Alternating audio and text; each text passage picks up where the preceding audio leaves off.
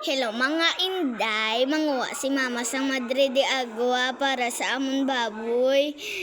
Man sa guntingon, pwede man hindi. Namigid ni sa aton baboy. Ay labot nga makatipid ka, masustansya pa. Summer lang kami ni nagsugod sang tanom Madre de Agua. Pwede na ni namon makuhaan sang dahon kagipakaon sa amon baboy. Hugasan ni naton danay antes ipakaon.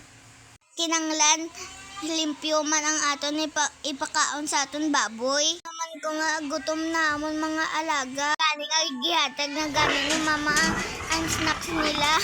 Enjoy eating!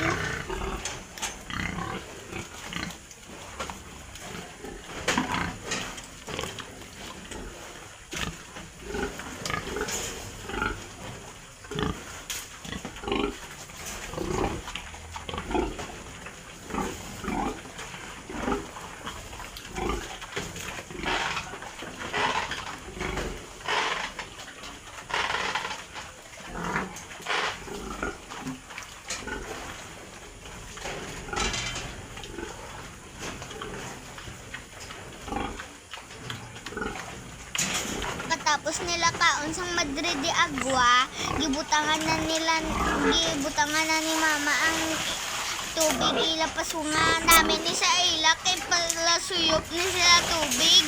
Para mas makatipid pagid, dinalaktan nila ni mama ang upang sa hunay.